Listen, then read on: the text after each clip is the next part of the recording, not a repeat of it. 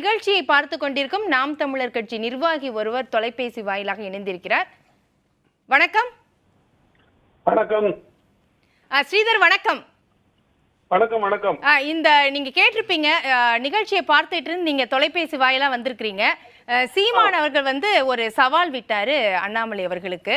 இப்போ செல்வகுமார் அவர்கள் சொல்றாரு கட்சியை கலைக்க நேரிடும் அப்படின்னு அவர் சொல்றாரு. பாஜக மூன்றாவது கட்சியாக பெரிய கட்சியாக வரும் அப்படிங்கிறார். ஜோசியை யார் வேணா சொல்லலாம், உண்மை என்ன நடக்குதுன்னு நாம் பார்க்கணும். அவங்க மந்திரத்துல மாந்திரிகத்துல அது நம்பிக்கை உள்ளவதா அது நம்ம தெரிஞ்சுட்டோம் நமக்கு. ஆனால் அது உண்மையாக முடியாது. உண்மை ஆகணும்னா மக்களை நோக்கி பாஜக நடந்திருக்க வேண்டும். பாஜக நடுவில் என்பது நம்ம தொடர்ச்சியா பார்க்கிறோம்.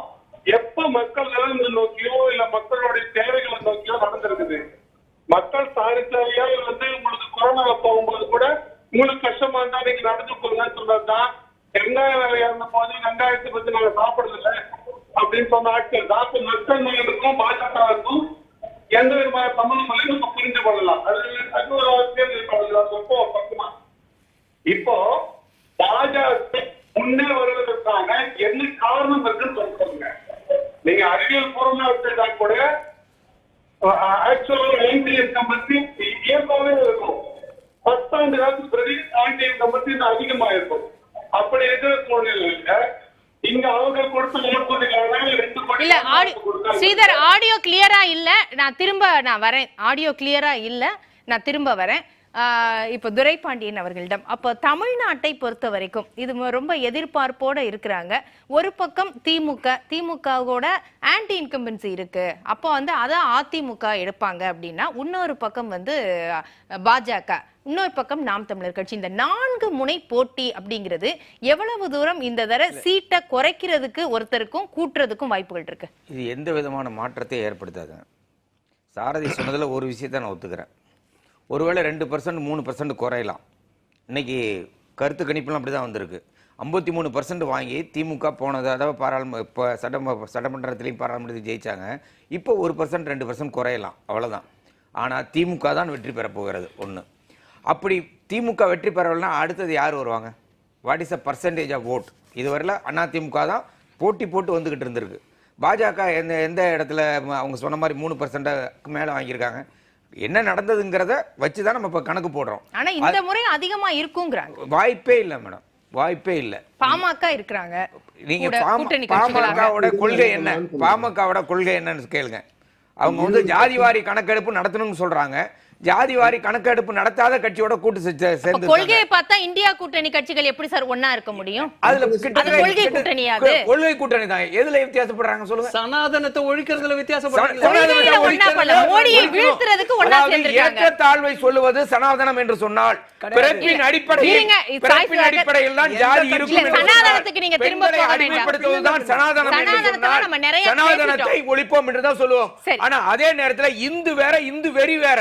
இன்னைக்கு இந்து என்பவன் அப்பாவியாக கடவுளை போய் வணங்கி கொண்டிருப்பவன், சாமியை கும்பிட்டு கொண்டிருப்பவன். அவனை நான் யாரும் எதிர்க்கல, அந்த சனாதனத்தை பத்தி பேசல. ஆனால் இந்த ஜாதி தான் இருக்க வேண்டும் என்று சொல்கிறார் அல்லவா, இந்த ஜாதி தான் உயர்ந்தது என்று சொல்கிறார் அல்லவா, அதைத்தான் எதிர்க்கிறோம். அதனால இந்தியா கூட்டணியில எந்த வித்தியாசமும் இல்லை. அதனால நீங்க தவறா சொல்ல வேண்டாம். இன்னொரு விஷயம் சொல்லிடுறேன்.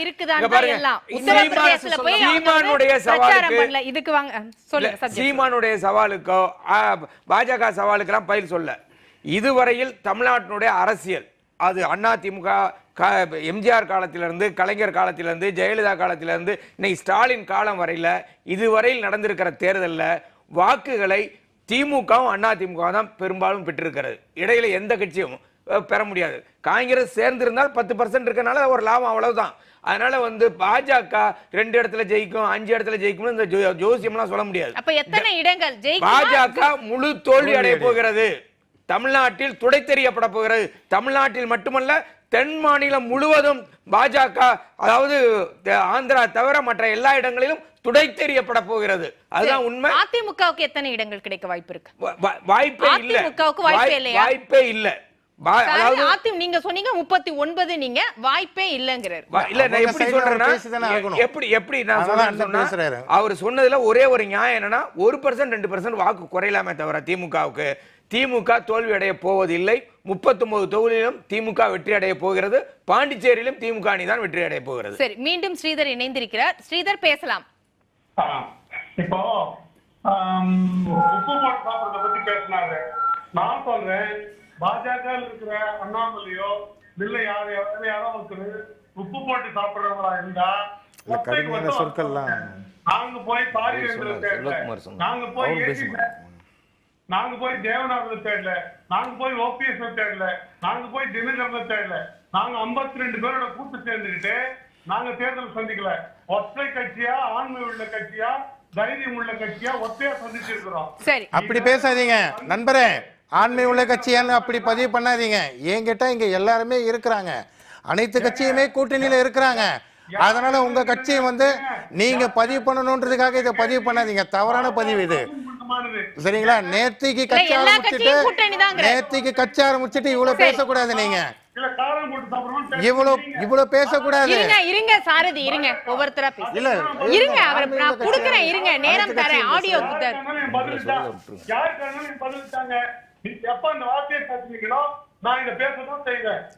தவறான பதிவு இல்லை.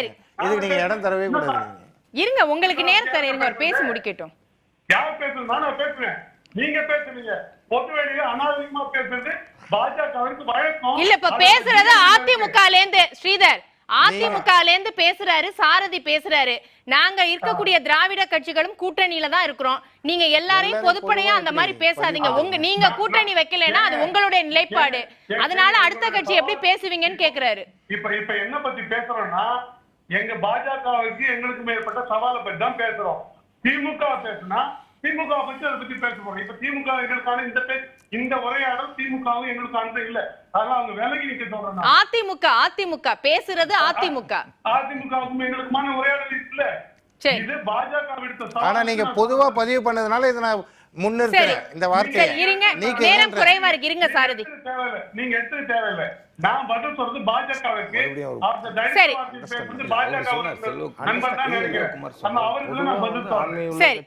நான் பதில் சொல்றேன். நான் என்ன கேட்கிறேன்னா, நீங்க வாங்க, நீங்க பாஜக வாக்கு வங்கி என்னன்னு சொல்லுங்க. 3 விழுக்காடு 4 விழுக்காடு இருந்துட்டு இன்னைக்கு 22 விழுக்காடு சொல்றீங்க. நான் அப்படி எப்படி ஒண்ணு வர முடியும்? எங்கன்னா அரசியல் வரலாற்றுல அப்படி இருந்திருக்கா பாருங்க. அப்ப உங்க தேவைக்கு எது வேணா பேசிக்கிறது, வாய்க்கு வந்தது பேசுறது.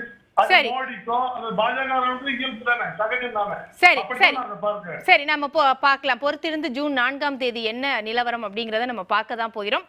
நன்றி, இணைப்புல உங்களுடைய கருத்துக்களை பதிவு செய்ததற்கு. சாய் சுதாகர், இப்போ இந்த 4 முனை போட்டி தமிழ்நாட்டை பொறுத்த வரைக்கும் பண்ணும்போது பாஜக தரப்புல இருந்து 3 இடங்கள், அப்படி குறைந்தபட்சமாவது 3 இடங்கள் அப்படின்னு சொல்றீங்க. ஒரு இடம் கிடைத்தால் கூட அது பெரிய வெற்றி அப்படின்னு சொல்றீங்க. ஆனா அதற்கான சாத்தியக்கூறுகள் இருக்குதா? இங்க கண்டிப்பா இருக்கு. நான் 3 இடம் சொன்னேன் இல்லையா, 3 சொல்றேன் நான். அதாவது தர்மபுரி, வேலூர், திருநெல்வேலி, கன்னியாகுமரி 4 இடத்துலையுமே நல்ல வாய்ப்பு இருக்கு. ஏன்னா கன்னியாகுமரியில கருத்து கணிப்பு படி பார்த்தீங்கன்னா ஏப்ரல் 2024 திமுக 38%, பாஜக 36%. கன்னியாகுமரியில அங்க மட்டும் 2% தான் டிஃபரன்ஸ் இருந்தது. 1% மாறினாலும் அங்க கன்னியாகுமரியில வெற்றி பெறறதுக்கு வாய்ப்பு இருக்கு. ஆனா தயவு செய்து கூட்டணி இல்லாம பேசுறேன். இல்ல கூட்டணியில இருந்து தான் வாங்குனீங்க அத 36%. அதிமுக கூட்டணி ஏன் புரிஞ்சுக்கோ. இதுங்க எங்க கூட்டணியில இருந்தது. நான் சொல்றது கேளுங்க. நான் 2024 ஏப்ரல் மாசத்துல கூட்டணி கிடையாது. தயவு செய்து கொஞ்சம் யோசனை பண்ணி அப்புறம் பேசலாம். என்ன தேர்தல் வந்தது? அதுக்கு முன்னாடி ஒரு கருத்து கணிப்புன்னு சொல்றேன். உங்களை பொறுத்த வரைக்கும் ஜோசியமாவே இருக்கட்டும். குறுக்க பேசாதீங்கன்னா கொஞ்சம் வெயிட் பண்ணுங்க. ஆமா, ஜோசியமாவே வச்சுக்கோங்க. ஓகே, அப்படி இருக்கிற பட்சத்துல திரு சீமான் அவர்கள் அவர் தம்பி ரொம்ப கோவப்பட்டு பேசினாரு. 2 விஷயத்துல அவர் அப்ரிஷியேட் பண்ணோம். இவர் கூட சொன்னார், இந்த தம்பி கூட சொன்னார், அண்ணாமலை அவரை போற்றி பேசியிருக்காருன்னு. 2 விஷயம். முதல் விஷயம், அவர் சொன்ன மாதிரி தனித்து தான் போட்டியிடுறாரு. ஓகே, அது நான் தனித்து தான் நிற்பேன் அப்படின்னு ஒரு வைராகியத்தோடு இருக்கார். 2வது விஷயம், ஒரு முக்கியமான விஷயம் என்னன்னா, பெண்களுக்கு அது 50%. அவங்க தேர்தல் நின்ன காலத்திலேருந்து அது பண்ணுறாங்க. அந்த 2 விஷயத்தை மேபி அதை மனசில் வச்சுக்கிட்டு திரு அண்ணாமலை சொல்லியிருக்கலாம்.